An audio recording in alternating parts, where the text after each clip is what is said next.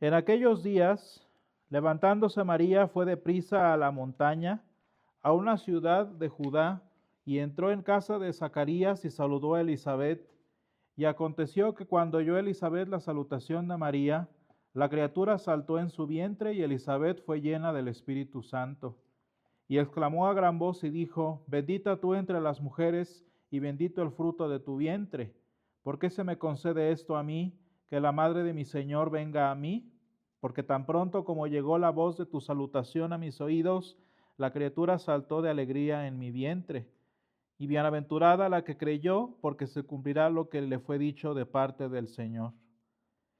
Entonces María dijo: Engrandece mi alma al Señor, y mi espíritu se regocija en Dios mi Salvador, porque ha mirado la bajeza de su sierva, pues he aquí desde ahora me dirán bienaventurada todas las generaciones, porque me ha hecho grandes cosas el poderoso, santo es su nombre, y su misericordia es de generación en generación a los que le temen.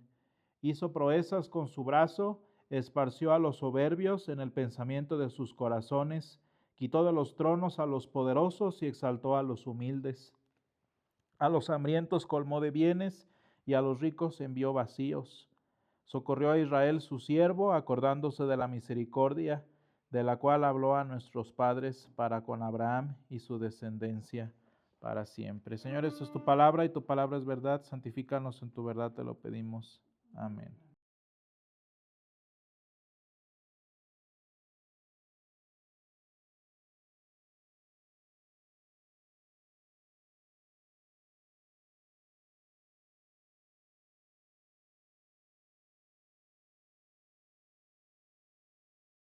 Cuando nosotros vemos en nuestros nacimientos o en los belenes que les dicen en España, o escenas de natividad como le dicen en inglés, uno de los elementos que siempre está presente, por lo menos en la mayoría de ellos, y si no en el nacimiento, en el arbolito de Navidad, es de, la estrella de Belén, que para nosotros, pues obviamente representa esa luz que en su momento guió a los magos de Oriente. Lo curioso es que si lo pensamos bien, si lo ponemos en perspectiva, no sé si ustedes recuerdan que muy posiblemente nadie se dio cuenta de ella, ni siquiera los papás del Señor Jesús. Digo, no sabemos si lo habrán visto o no, pero el punto del énfasis que hace la historia bíblica es que nadie lo había visto, ¿no? Nadie lo había considerado. Y aún así, aunque esa es la luz de la que siempre hablamos o de la que siempre representamos en nuestros nacimientos o en los árboles de Navidad, hay un hecho que nos debe quedar muy claro, que si hay una luz que permanece y que alumbra y que, como dice en el Evangelio y en Isaías, en las tinieblas resplandece, pues es la luz del Salvador. La luz que de una manera interesante, hermanos, no fue visible realmente para, pues ahora sí, para nadie, más que aquellos que en oscuridad de corazón, hermanos, vivían en en su necesidad. Muchas veces, hermanos, la luz que más necesitamos, pues es evidentemente la que nunca vemos. Es la que nuestros ojos no pueden percibir. Y en consecuencia, hermanos, como estamos acostumbrados casi siempre a notarla, a verla, a evidenciarla, pues casi nunca, si no la vemos tal cual como nosotros queremos, pues no le damos atención. Y esto es un problema, hermanos, para nuestra vida. ¿Por qué? Pues porque la luz que ponemos en nuestros nacimientos, la luz que ponemos en el arbolito de Navidad, a lo mucho en su momento, ¿qué fue lo que hizo? Llevar hasta el pesebre, guiar hasta Belén. Y vean ustedes cómo cuando hablamos de esta luz, esa luz sobrenatural o misteriosa de la que estaremos hablando nuevamente en unas cuantas semanas, cumplió su propósito, y dejó de brillar. Cumplió su propósito y dejó de estar. Y sin embargo, hermanos, nosotros hablamos de una luz que necesitamos que permanezca. No nada más para un fin en algún momento determinado, sino una luz que permanezca para siempre. O entre tanto, por lo menos, entre tanto que nosotros llegamos al lugar al que queremos llegar. Entre tanto que nosotros encontramos el lugar al que sabemos que la luz nos dirige. El pasaje de esta mañana, como hemos estado siguiendo esta guía de sermones y de meditaciones en torno al libro del profeta Isaías, nos lleva a Isaías 49, que es el pasaje base con el cual relacionamos el evangelio también de hoy en San Lucas 1. Y hermanos, vean qué hermosa es el tipo de luz de la que nos habla Isaías. Vean qué hermoso es el resplandor al que estamos hablando y del que curiosamente, hermanos, nadie notaría, nadie se daría cuenta si de verdad nadie se los dijera. Dice el versículo 8 en Isaías 49, así dijo el Señor, en tiempo aceptable te oí y en el día de salvación te ayudé. Y te guardaré y te daré por pacto al pueblo para que restaures la tierra, para que heredes asoladas heredades. Y hermanos, vean el tipo de luz del que estamos hablando. Para que digas a los presos, salid, y a los que están en tinieblas, mostraos. En los caminos serán apacentados y en todas las alturas tendrán sus pastos. No tendrán hambre ni sed, ni el calor, ni el sol los fatigará, porque el que tiene de ellos misericordia los guiará y los conducirá a manantiales de las aguas. Hermanos, cuando nosotros vemos esto en el contexto del antiguo Medio Oriente, seguramente en relación a los desiertos, por ejemplo, cobra bastante más sentido el llamar a las personas de la oscuridad a la luz. De diferentes maneras, pero quizás la más visible, la más notoria para nosotros es venir a la luz después de habernos escondido, después de habernos ocultado. No sé si ustedes recuerden, pero incluso en la palabra de Dios vemos varios ejemplos al respecto. Hubo un tiempo en la vida del rey David en la que sufrió una persecución muy triste y muy difícil de parte del rey Saúl, el papá de su amigo, un rey con el que había tenido una relación personal muy hermosa.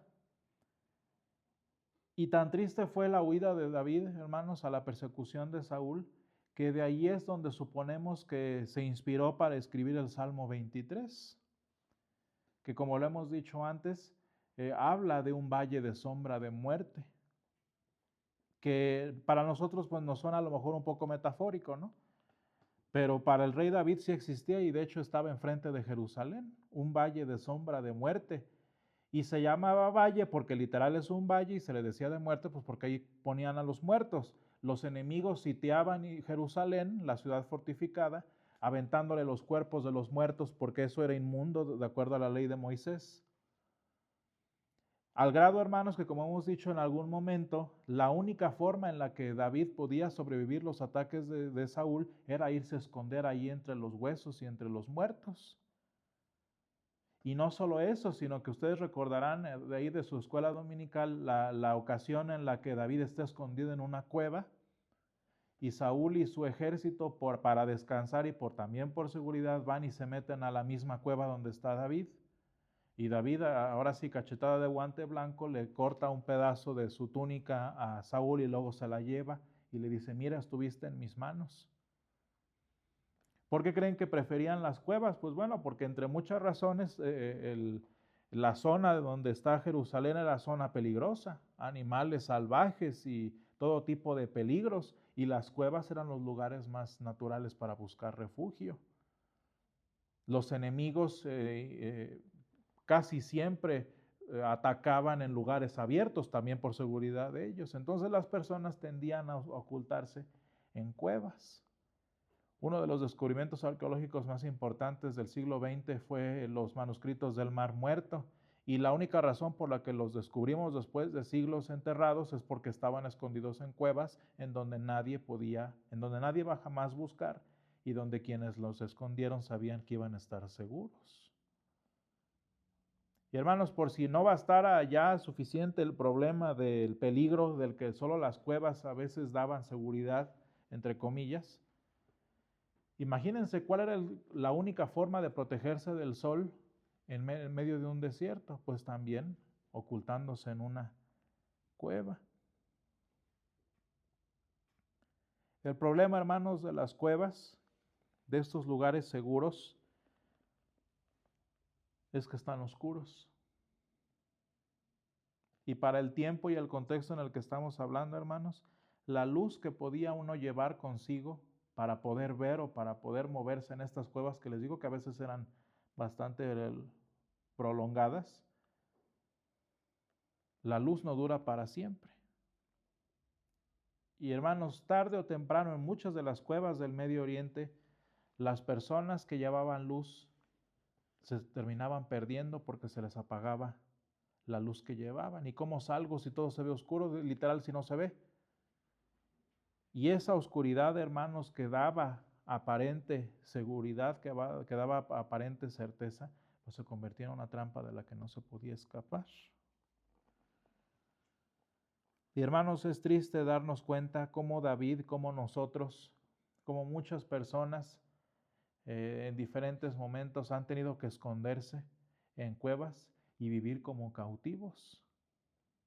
Lean ustedes los salmos, hermanos, en algún momento, tómense una sección así completa y vayanla leyendo teniendo en mente a David siendo perseguido por Saúl, y van a ver cómo cobran sentido. Vemos ahí un David enojado, vemos un David frustrado, vemos un David asustado, vemos un David humano, prisionero tanto de sí mismo como de sus enemigos.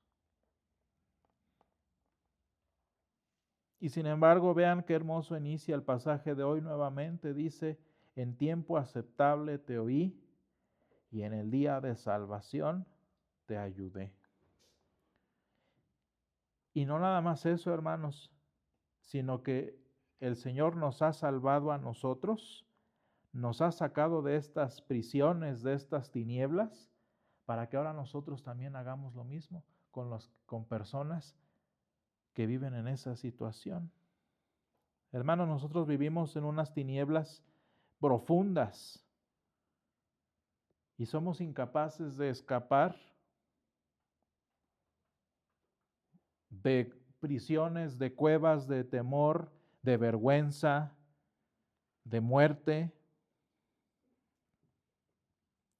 Y lo más triste, hermanos, es que a quienes les podríamos gritar por ayuda están allá adentro con nosotros.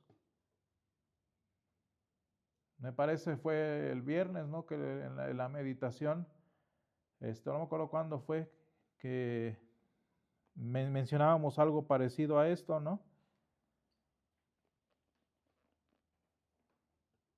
¿A quién le pides ayuda si está igual que tú? Y tristemente, hermanos, la conclusión de muchas personas es, mira, no se puede arreglar, así que hay que aprender a vivir con ello. Qué triste conclusión de vida. Voy a decir de alguna manera honesta, pero eso no es como debería ser, ¿no? Digo, yo me supongo que nadie que atiende o que sufre de violencia, por ejemplo, de cualquier tipo, mejor le enseñamos taekwondo porque la violencia siempre va a estar. No, pues ese no es el punto.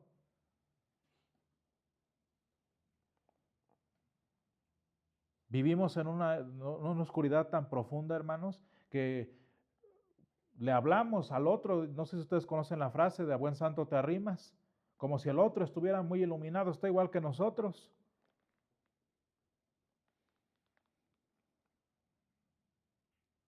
pensamos que las cuevas en donde nos refugiamos del calor del sol, del peligro de los enemigos, son de alguna manera más seguras cuando en realidad no lo son. Estaba viendo una serie de videos que salen de un creador de contenido que platica cómo varias vacas allá en el sur de México mueren por mordedura de serpiente. Y eso pasa una de dos, o cuando están cerca de donde está el agua porque las serpientes se acercan a tomar, o cuando se acercan a rocas apiladas donde se resguardan las serpientes. Y es triste ver porque en sus videos pone cómo las vacas se van muriendo por el veneno de las serpientes. Son unas serpientes muy bonitas, pero están como de ese tamaño nada más. Y pues son mortales, y cobran la vida de muchas cabezas de ganado. Imagínense, hermanos, ¿ustedes creen que en el Medio Oriente era seguro ir a meterse a una cueva? Póngalo de esta manera, si uno se mete allí por protección, por frescura o lo que sea, los animales ya mero no lo van a estar haciendo tan bien. De hecho, digo en otro contexto natural, pero por ejemplo en el norte de Estados Unidos nunca se recomienda meterse a cuevas. ¿Por qué creen? Pues porque allí es donde le gusta vivir a los osos. ¿Qué es lo triste de nuestra condición, hermanos? Que pensamos que una cueva se ve más segura que el exterior y nada más vamos a morirnos ahí de forma distinta. Pero tengo mi luz, decía uno de mis alumnos, no, pero yo voy a terapia.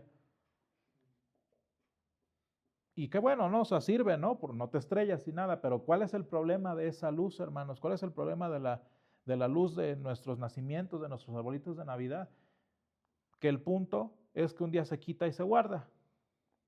Y el problema de las antorchas, hermanos, por muy buenas que sean, de hecho, de eso se trata una de las parábolas, ¿no? De las vírgenes. Sí, tienes tu lucecita y todo eso, pero ¿cuál es el problema de todas esas luces? Que tarde o temprano se apagan. Y cuando se apaga esa luz, que vamos a darle crédito, que sí da guía, que sí da dirección, que sí da certeza de alguna manera.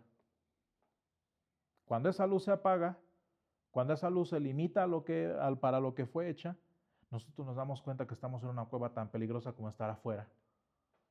Yo no sé ustedes qué tan buenos exploradores son. No sé si alguien de aquí fue Boy Scout. Pero ya en el peligro de la intemperie, pues yo no creo que sea muy diferente estar en una cueva a estar en el exterior sin luz.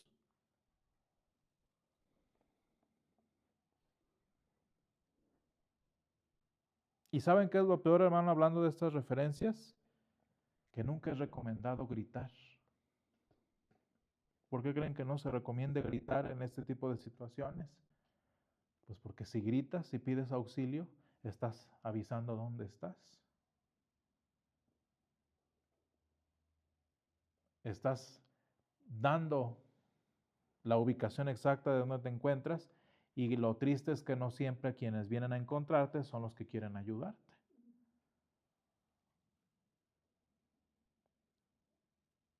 Ese es el problema, hermanos, de muchos estafadores, de muchos, pues sí, ladrones. Tengo yo una persona que aprecio mucho, que yo me siento en un momento incómodo con esta persona porque se dice terapeuta, pero su terapia es como con cristales y perfumes y ese tipo de cosas. Y yo digo a mi interior, si tengo problemas con la terapia normal, académica, imagínense con esa. ¿Y cuál es el problema, hermanos? No hablo de esta persona en particular, pero sí de muchos otros, que no sé si ustedes se darán cuenta, pero si dices, es que tengo este problema y tengo esta situación y empiezas a clamar por ayuda, ¿qué es lo que van a hacer? A aprovecharse de tu necesidad para dejarte peor todavía, para que te des cuenta, por si no habías entendido, que a veces las cuevas son más peligrosas que estar afuera.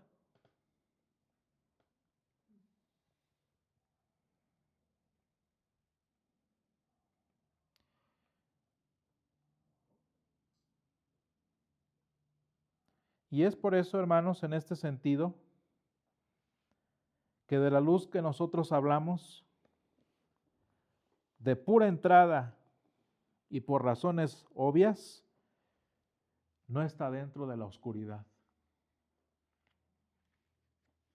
No viene de la misma oscuridad, no se mueve en la misma oscuridad, sino que viene de fuera y que cuando se aparece en las cuevas, cuando se aparece en las tinieblas no prevalecen en contra de ella. Una luz, hermanos, que vean lo que le dice a los presos. Dice el versículo 9, para que digas a los presos, salid, y a los que están en tinieblas, mostraos. Y hermanos, ¿cuáles son las únicas formas en las que cuál es la única forma en la que esas dos invitaciones pueden darse? Cuando de alguna manera, cuando de alguna forma lograste deshacerte del peligro que está afuera. Cuando de alguna manera has logrado controlar y restaurar la situación en el exterior, como para poder decirle a las personas que están en cuevas, que están ocultas, que están en tinieblas, muéstrate. Y hermanos, es muy bonito pensar que ese es el llamado que el Señor nos hace a nosotros.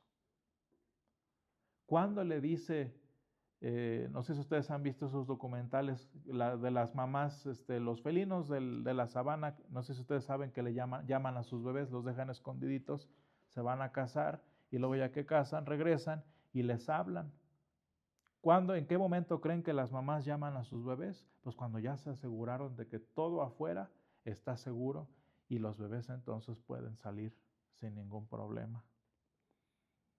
Y hermanos, cuando nosotros hablamos de una luz que nos lleva a casa, una luz que nos dirige, no nada más lo hacemos, hermanos, como cualquier luz, sino es una luz que se ha encargado de que el camino hacia allá sea seguro, de que el camino a casa esté sin peligro. Y hermanos, cuando nosotros pensamos de esta manera en la salvación del Señor, en cómo el Señor nos escuchó y cómo el Señor nos ayudó, pues nos damos cuenta que Él lo hace para que podamos salir y mostrarnos. Vean a dónde nos lleva, en los caminos serán apacentados y en todas las alturas tendrán sus pastos. Hermanos, qué cosa tan increíble es hablar de poder salir y mostrarnos sin peligro, de poder salir y mostrarnos sin tener preocupación por nuestra seguridad. Y hermanos, lo hermoso es que el Señor nos llama desde ahora a esta exterioridad. El Señor nos llama, hermanos, de estas tinieblas en las que vivimos profundamente. En Cristo, hermanos, Dios ha escuchado nuestros lamentos y nos ha respondido con compasión. Y ha llegado no solamente a sentarse con nosotros en las tinieblas como creemos que lo hace siempre, sino también nos ha llamado fuera de ellas. Y hermanos, lo hermoso es que Cristo nos guía hacia la luz, perdona cada pecado y asegura nuestro futuro y nos invita a un camino a casa gozoso, seguro y que no tiene fin. Gracias, Señor, te damos porque tú has limpiado, Señor, todo el exterior que nos causaba, Señor, peligro. Tú has asegurado, Señor, que lo que rodea nuestras vidas es seguro en tus manos. Gracias, Padre, porque tú has garantizado nuestra eternidad y porque nos llamas, Señor, en esta mañana a salir confiadamente de nuestro escondite, Señor. Ayúdanos, Padre, a que si vivimos en cuevas, Señor, que creemos son seguras, que si seguimos luces, Señor, que creemos nos dan certeza, nos ayude, Señor, a darnos cuenta de su debilidad, a darnos cuenta, Señor, de su fragilidad y a que nos ayude, Señor, a salir a la verdadera seguridad, a la verdadera certeza que tú creas fuera, Señor, de las prisiones. Ayúdanos a ser libres, Señor, y llévanos a la libertad de tu casa que has prometido. Todo esto te lo pedimos en el nombre de Jesús. Amén.